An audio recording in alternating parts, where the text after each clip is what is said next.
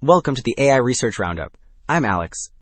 Today we're looking at a paper trending on X, published on March 24th, 2026, just 5 days ago. It introduces a framework where a large language model autonomously rewrites its own search mechanisms, achieving a 5 times improvement on a GPT pre-training benchmark. The paper is titled, Bilevel Autoresearch, Meta Auto-Researching Itself. And as we'll see later, the way it autonomously discovers complex algorithms is really impressive. Alright. Figure 1 breaks down the core architecture, called the Bilevel Auto-Research Framework. The inner loop, shown in blue, handles the standard optimization cycle, where the model proposes, trains, and evaluates new hyperparameter configurations. Meanwhile, the outer loop in green oversees this process. It analyzes the search history to identify bottlenecks, and then generates new Python code, which is injected back into the inner loop at runtime to improve the search algorithm. Well, Figure 1 sketched the general setup.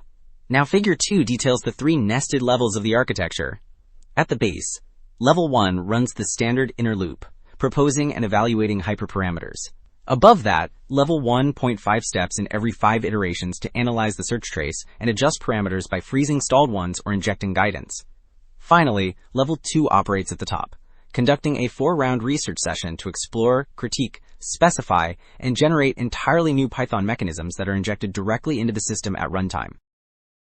Okay, after the previous figure introduced the 3 architecture levels, Table 1 outlines the 4 experimental groups used to evaluate them. Group A serves as the baseline, relying solely on Level 1 for pure auto research. Group B introduces Level 1.5 for strategy adjustments. Then, Group C activates the complete Bilevel framework across all 3 levels. Finally, Group D drops the strategy adjustments, testing just levels 1 and 2 to isolate the impact of the mechanism research. So, Table 1 set up the 4 experimental groups, and now Figure 4 plots their performance over 30 iterations. The vertical axis tracks validation bits per byte, where lower is better. Groups A and B, the blue and orange lines, stay mostly flat, meaning the standard inner loop gets stuck. In contrast, Groups C and D, the green and red lines, show sharp drops.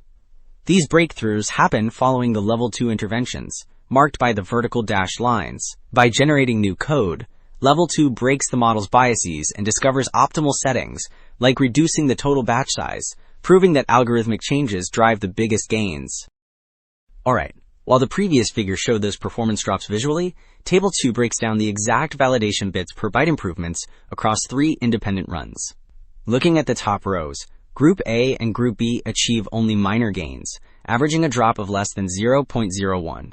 However, Group C, which activates the full framework, hits a mean improvement of 0.045, marking a massive 5 times jump over the baseline. Finally, Group D also sees strong results, even without the strategy adjustments, confirming that the code-generating mechanism research is the true engine behind these gains. Okay. After Table 2 detailed the performance gains, Table 3 reveals the specific algorithms the framework autonomously generated. The model successfully wrote advanced strategies, like a taboo search manager, which avoids recently tested configurations to prevent getting stuck. It also created a multi-scale bandit proposer to balance exploring new options against exploiting known ones. Impressively, all code was generated on the first attempt. 5 mechanisms were successfully deployed, while one, the GP regressor, was safely reverted due to a missing software package. So, wrapping up, the main takeaway is that large language models can successfully rewrite their own search algorithms to break through performance bottlenecks. By recursively optimizing their own code, these systems could eventually automate research for any measurable objective.